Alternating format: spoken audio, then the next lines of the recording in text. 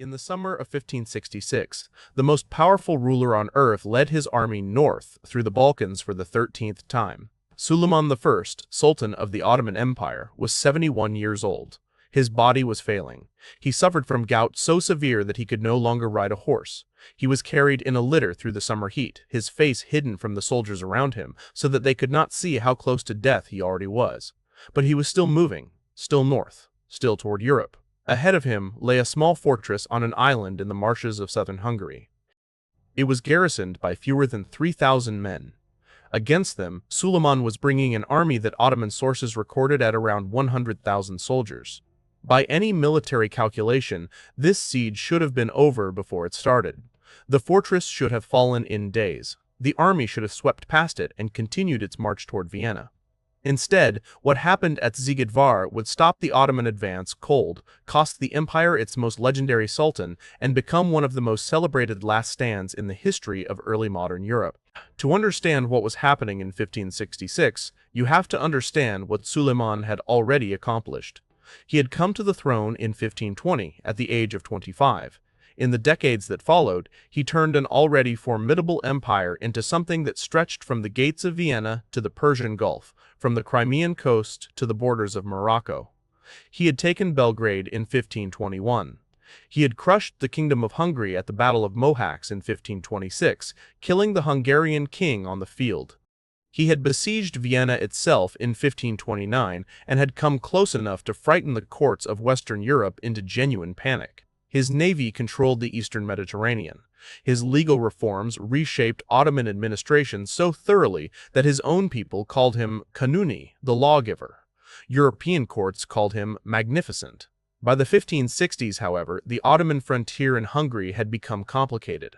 After Mohacs, Hungary fractured into three pieces. The Habsburgs controlled the western strip. The Ottomans controlled the central plains and maintained a series of fortresses pushing into the region. In the east, a vassal principality called Transylvania operated under Ottoman protection. The new Holy Roman Emperor Maximilian II was a Habsburg. He was cautious, methodical, and reluctant to commit his full forces unless absolutely necessary. His advisors had been warning him that the Ottomans would eventually push again toward Vienna. The question was always when and along which road. The road through Szigetvár was one of the most important. The man defending Szigetvár was named Nikola Šubić Zrinski. He was a Croatian nobleman in Habsburg service, around 60 years old in the summer of 1566. He had spent most of his adult life fighting the Ottomans along the Hungarian frontier. He understood the terrain, the tactics, and the odds. He had held commands at multiple fortresses across the border region and had a reputation as one of the most reliable frontier commanders in Habsburg service. When Suleiman's campaign began to take shape in early 1566, the Ottomans moved first against smaller fortresses to clear the road. Zrinski received word of what was coming. He wrote to Emperor Maximilian requesting reinforcement. The response was not encouraging. Maximilian was assembling an army, but it was slow. The logistics were difficult. The empire was expensive to mobilize. Zrinski was told to hold. He had roughly 2,300 soldiers. The exact number varies by source, but estimates generally fall in the range of 2,000 to 3,000. He had cannons, supplies, and a fortress that sat on an island in a marshy lake, reachable by causeway. The terrain worked in his favor. The marshes meant that the Ottoman army could not simply mass and charge. Any assault had to funnel through controlled approaches.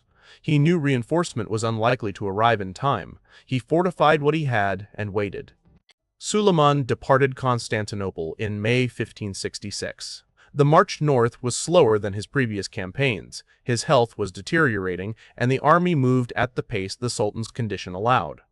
The campaign's original target may not have been Szigetvár at all. Some historians believe Suleiman intended to march further north, toward Eger or even Vienna, and that the decision to besiege Szigetvár was made in response to the fortress's strategic position blocking the main road. Others argue the siege was always part of the plan. The sources are not entirely in agreement, and the exact sequence of strategic decisions remains debated. What is clear is that by late July, the Ottoman army arrived before Szigetvár and began the formal siege. The fortress was divided into 3 sections connected by bridges and causeways: the Old Town, the New Town, and the Inner Castle. The Ottomans began systematic bombardment. Their artillery was among the best in the world. They had used it to breach walls far more formidable than these. Zrinski organized his defense around a basic principle. He would not save himself by surrendering early.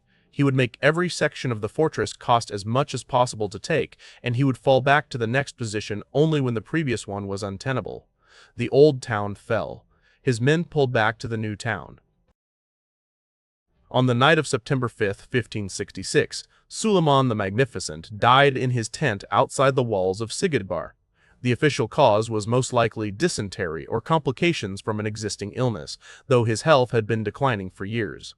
He had been near death for days before the siege concluded. Contemporary accounts suggest he was already incapacitated during the final stages of the assault. His Grand Vizier, Sokolu Mehmed Pasha, made the decision immediately: the death would be secret. This was not simple deception. It was a calculated act of command. The Ottoman army was enormous, but enormous armies are also fragile. News that the Sultan had died could fracture morale at a critical moment, trigger questions of succession back in Constantinople, or encourage the defenders of Szigetvár to hold out even longer, knowing that the Ottoman leadership was in crisis. Sokolu needed the siege to conclude before the news spread. The Sultan's body was kept in his tent. His personal physicians and inner servants were sworn to silence. Official documents were issued under Suleiman's seal. Orders went out in his name. Officers received their instructions as if the Sultan were still directing the campaign. The army continued its assault on the fortress walls, unaware that the man they were fighting for was already dead. On September 7, 1566, Zrinski made his final decision. The inner castle was burning. Ottoman forces had flooded the outer sections. The garrison was down to a few hundred men at most, many of them wounded. The walls had been battered for weeks. There was no possibility of relief. No Habsburg army was going to reach the fortress in time.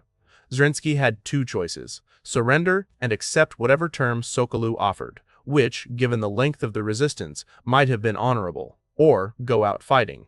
He chose the second. He dressed in his finest clothes and his captain's armor. He reportedly distributed what gold and valuables remained to his surviving men. He had the fortress gates opened, and he led what was left of the garrison in a charge directly into the Ottoman lines. Ottoman accounts describe the sortie as fierce and brief. Zrinski was killed in the fighting,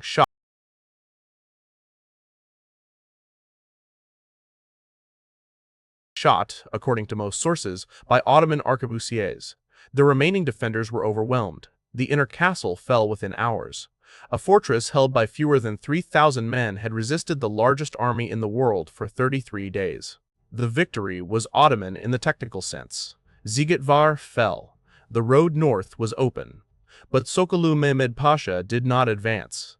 The army turned around and marched back toward Constantinople. The official explanation at the time was that the campaign season was over and the logistical position was difficult. These were true. But the death of Suleiman was also true, and the empire now faced an urgent succession crisis that required the Grand Vizier's full attention. Sokolu kept the secret for weeks. The army returned home as if victorious under a living sultan. It was only once the transition of power was secured, once Selim II, Suleiman's son, had been confirmed as the new sultan, that the death was officially announced. The body had reportedly been handled carefully during the return journey, with the internal organs removed and buried near Szigetvár. The corpse was transported back to Constantinople, where Suleiman was eventually interred at the Süleymaniye mosque complex he had built years earlier. Selim II became sultan without a violent succession struggle, in large part because Sokolu managed the transition with careful secrecy. It was one of the more extraordinary acts of political damage control in Ottoman history. The toll on both sides was severe. The Ottoman army suffered significant casualties during the siege. Estimates vary, but the resistance at Szigetvár inflicted consistent losses across weeks of assault and undermining and counterattack. The exact numbers from period sources are unreliable, but no historian disputes that the fortress was not taken cheaply. Zrinski and his garrison were killed almost entirely. The few survivors were taken prisoner. The failure to advance further into Habsburg territory in 1566 is not entirely explained by Suleiman's death, but it was a factor. The Ottoman campaigns of the 1560s had already been testing the limits of the empire's reach. The death of the Sultan, the need to secure succession, and the logistical strain of the long campaign all converged to end the push at Szigetvár. The Ottomans would not again seriously threaten Vienna until 1683, more than a century later. Zrinski became a hero across Catholic Europe almost immediately. His willingness to fight to the end against an army 40 times his size, dressed in his finest armor and leading his last men through the gate, fit the ideal of the Christian frontier knight with extraordinary precision. The story spread quickly. Pamphlets and verses circulated in German, Italian, Croatian, and Hungarian. His grandson, also named Nikola Zrinski, later wrote an epic poem about the siege that became one of the foundational works of Croatian and Hungarian literature. For the Hungarians and Croats who were living with the permanent pressure of the Ottoman frontier, Szigetvár was not a defeat. It was proof that resistance was possible. That a small garrison with courage and preparation could make the largest empire in the world pay in time and blood and, though they did not know it yet, in the life of its sultan. For the Ottomans, the siege became complicated by the secrecy surrounding Suleiman's death. The official story emphasized the conquest. The internal story was a crisis managed, a succession secured, and a campaign that had achieved its limited objective at significant cost. Suleiman was buried according to his faith and his station. The Sultan, who had campaigned for decades, who had shaped the empire into something his father and grandfather could not have fully imagined, died outside the walls of a small fortress in the Hungarian marshes, within earshot of the cannons, without seeing the final assault. The empire survived him by more than 3 centuries. But the westward push that had defined his reign, the grinding, decade-by-decade pressure toward Vienna, the dream of carrying the Ottoman banner into the heart of Europe, that push died with him at Szigetvár, even if the world did not know it yet.